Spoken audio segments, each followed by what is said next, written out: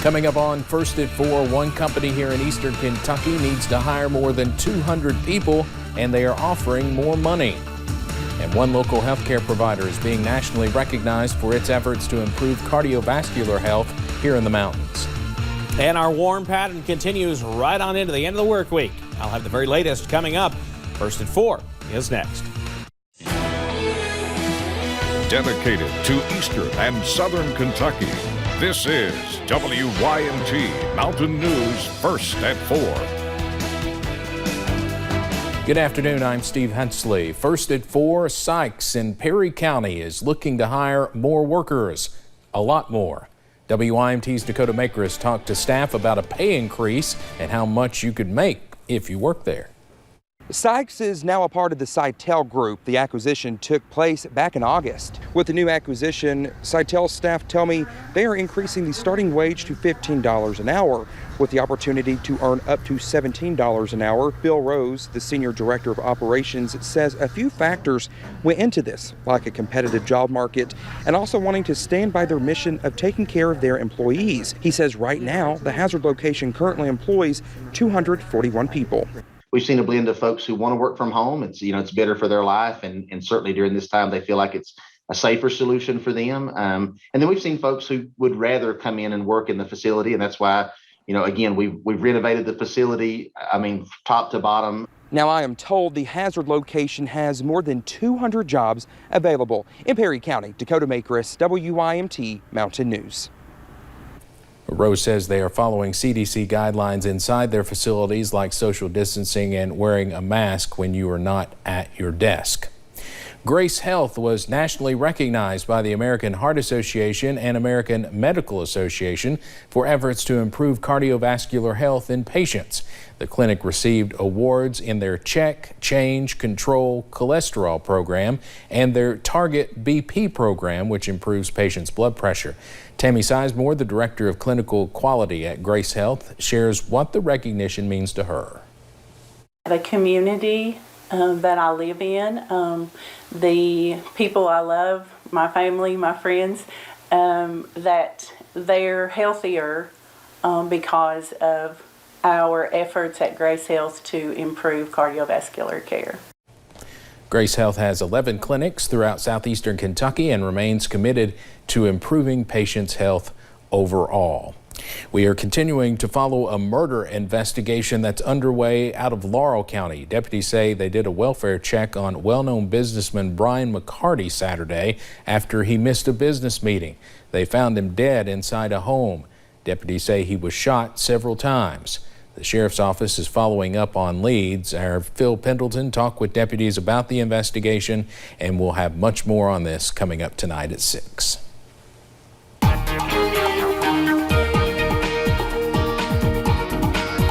Copy and paste yesterday's forecast right on into today, because we've got the same weather as we dealt with during the day yesterday. Beautiful sunny skies, warm conditions as well.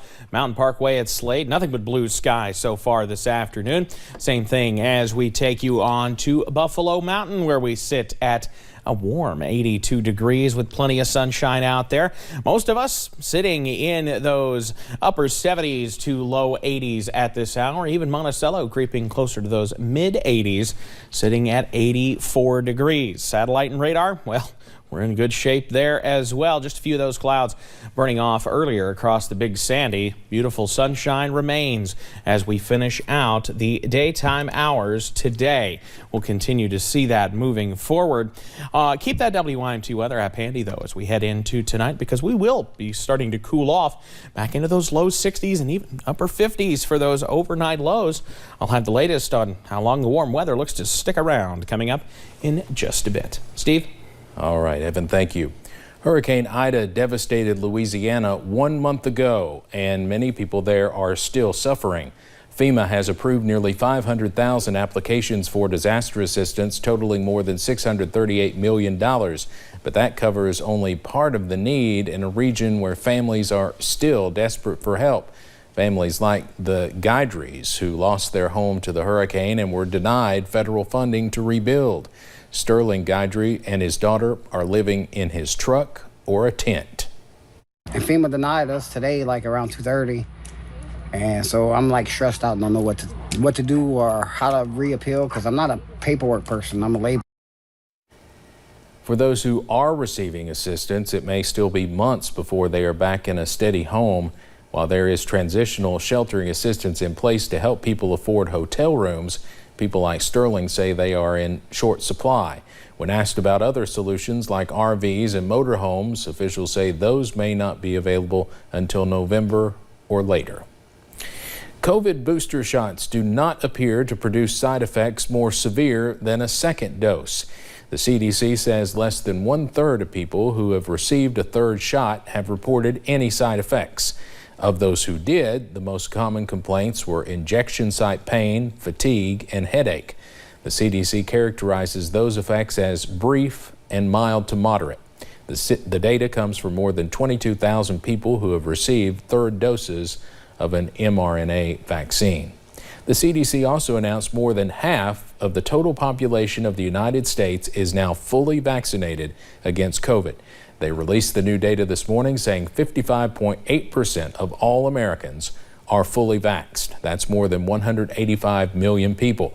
But the 7-day average of new vaccinations is at one of its lowest points since the CDC started tracking in January.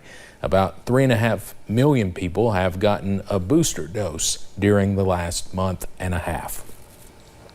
Medical providers in Montana are suing the state over a law that bans companies from requiring vaccinations for employees.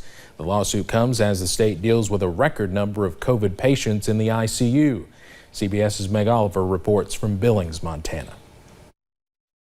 We're bursting at the seams right now. Emergency room doctor Jamie Belsky can barely keep up with the crush of new COVID patients.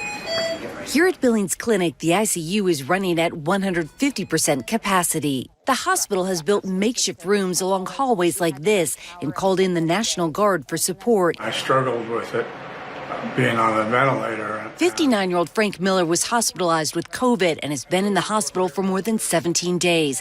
The unvaccinated engineer spent more than a week on a ventilator. How scared were you? Oh, I was scared out of my mind. You were scared out of your mind? What did you think was going to happen? Because you don't know. You don't know what's happening afterwards. I thought I'd come right out of it and I'd be okay. And all of a sudden I couldn't move my hands. I couldn't feed myself. Scenes like this are playing out across Montana with younger and sicker patients admitted daily. In the past week, the state averaged about 109 COVID patients hospitalized in the ICU per day, breaking the record seen during the fall of 2020. Have you reached your breaking point yet? I think all of us have reached breaking points at different times. You have good days, you have bad days. I have days I have to call my college buddies and say, hey man, it's been a bad day.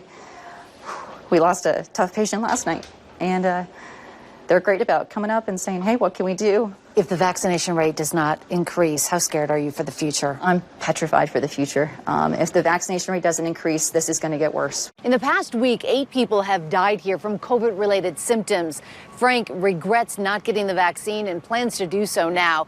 He still has a long road ahead of him. He has to go to a rehab center once he's discharged to learn how to feed himself and walk again before eventually returning home. Meg Oliver, CBS News, Billings, Montana. Montana is one of at least 8 states that have bans on some kind of mandates, either vaccine requirements or businesses requiring proof of vaccination. Let's head over to Wall Street now on this Wednesday. The Dow closes up more than 90 points. We'll have more financial news in our next half hour. Very busy week in Washington continues as Congress and the Biden administration negotiate to try and avoid a looming government shutdown. Senate Majority Leader Chuck Schumer says they will vote on a resolution to avoid the shutdown that is set to begin Friday. But there is still an October 18th deadline to raise the debt limit, which allows the government to pay its bills. Republicans say they oppose raising the debt limit because Democrats are working to pass a $3.5 trillion spending bill through budget reconciliation. Democrats' reckless taxing and spending spree will earn it 0 votes from Senate Republicans. On the other side of the aisle, progressive Democrats in the House say they will not sign off on the president's $1.2 trillion infrastructure bill, which is scheduled for a vote tomorrow, without seeing action on the larger human infrastructure bill. Well, when we return, more volcanic activity leads people in the Canary Islands to deal with thick smoke and fears of toxic gases. And plenty of sunshine on the way as we head into the second half of the work week. I'll have that breakdown on the way. The WYMT News app offers alerts on breaking stories as they happen, customized